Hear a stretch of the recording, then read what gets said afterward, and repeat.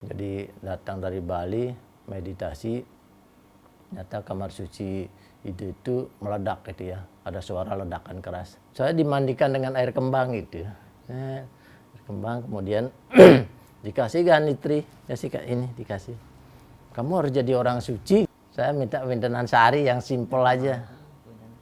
Ya, tapi ternyata sulingannya bilang enggak, Pak Nyoman harus minta pemangku gitu. Datang lagi yang hitam itu. Dia kasih jempol yang bagus, dia bilang, ini kok tahu ya dalam hati gitu ya, kok tahu ya. Terus dia buka bajunya hitam, ternyata seorang sulinggih.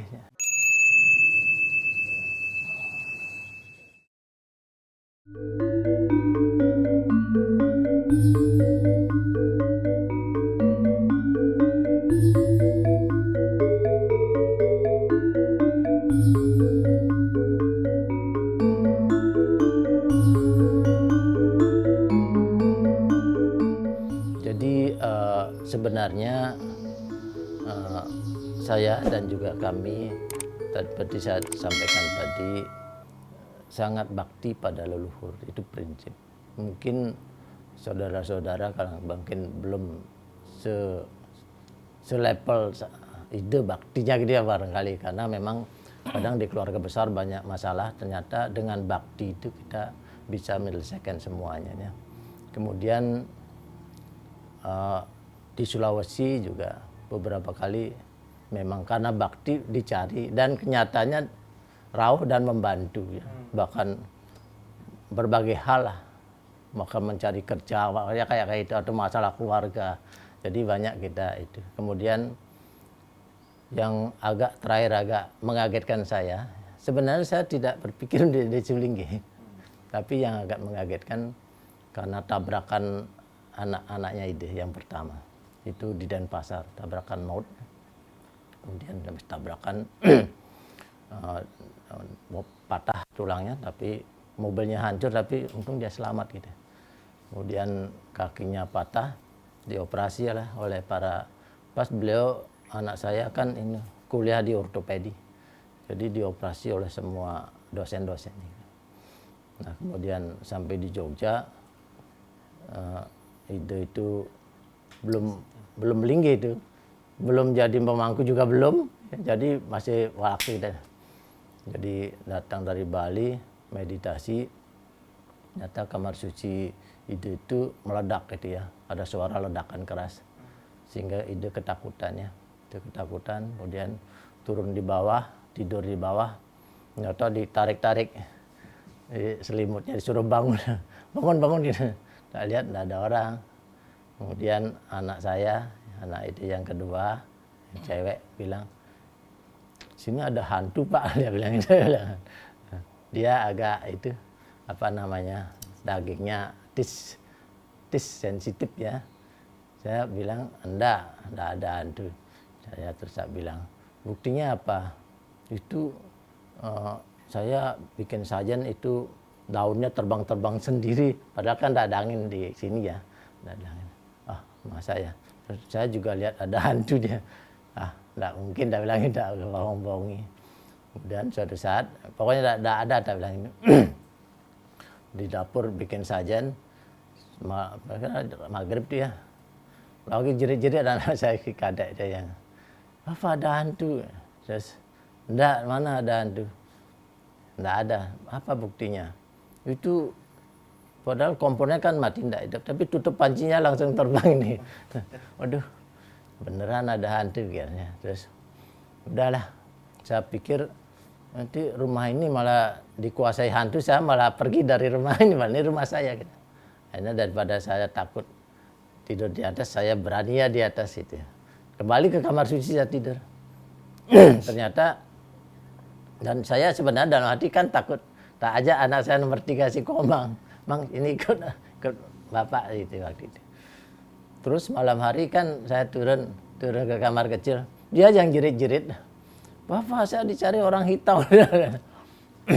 Nah, jadi ketakutan, terus udah tidur di bawah, tidur di bawah lagi. Dalam hati ini kalau dikuasai hantu rumah ini, saya masih ngalah dengan hantu. Akhirnya saya berani di atas. Oke, cari saya sekarang. Saya tidur sendiri gitu. Betul cari. Ternyata orang hitam. Orang hitamnya marah-marah itu. Semua ditendang semua. Itu Junpre itu kan tempat abu jenazah tuh. Ditendang semua hancur. Terus sampai capek saya diam aja mau diapakan. Terus dipanggil sini. Saya dekat. Saya dimandikan dengan air kembang gitu. Air kembang kemudian dikasih ganitri, kasih ini dikasih. Kamu harus jadi orang suci dia bilang. Oh iya gimana? Saya diam aja. Pokoknya segera. Terus dia pergi ke suatu pura, saya ke pura dulu gitu. Kemudian saya pikir iya ya, saya harus jadi orang suci ya. Tapi saya belum mikir hubungan dengan anak saya gitu. Ternyata ke Bali, saya minta pewintenan, karena belum pewinten, saya minta pewintenan sehari yang simpel aja. Ya, tapi ternyata sulingnya bilang enggak, Pak Nyoman harus minta pemangku gitu. Akhirnya saya ikuti minta pemangku. Nah kemudian balik ke Jogja, kemudian tidur lagi di kamar suci. Datang lagi yang hitam itu. Dia kasih jempol yang bagus, dia bilang, kok tahu ya dalam hati gitu ya. Kok tahu ya. Terus dia buka bajunya hitam. Ternyata seorang sulinggih. Ya, ternyata dibuka. Ternyata beliau itu seorang sulinggih. Beliau tunjukin tentang tabrakan anak saya gitu. Ditunjukin dengan video dia. Di pokoknya dia ditusuk dengan makhluk-makhluk halus tuh ya. Itu beliau yang ngasih asap sehingga anak saya tidak kelihatan, sehingga selamat gitu. Itu lihat, anakmu sudah tak selamatkan, sekarang kamu harus ngikut saya, dia bilang gitu. Tapi dalam hati ikut jadi suling ya rasanya berat banget kan gitu. Terus saya bilang iya asal anak saya selamat, tak bilang gitu.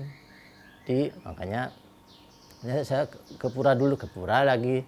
Kemudian udah entah bagaimana kok jalan untuk menjadi suling kok terbuka gitu, dan saya dalam hati masih menolak, tapi ternyata sudah seperti dipaksa gitu ya, harus gitu, dan dikasih jalan.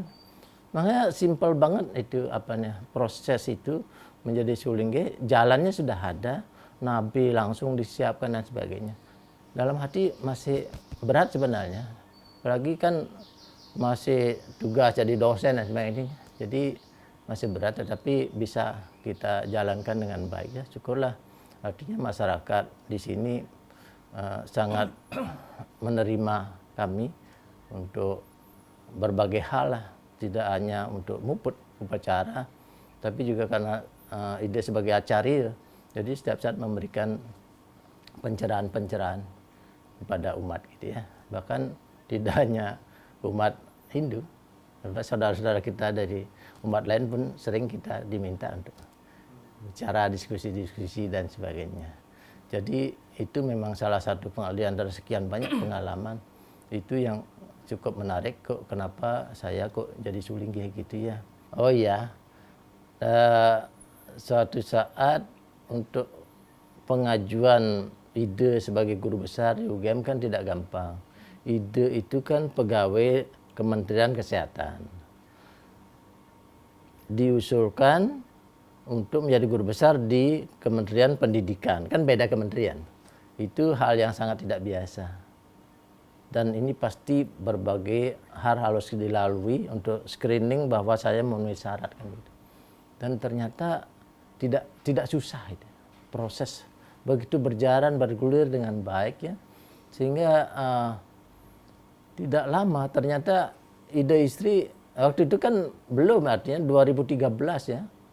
Kan belum melinggi ya, belum jadi pemangku juga belum.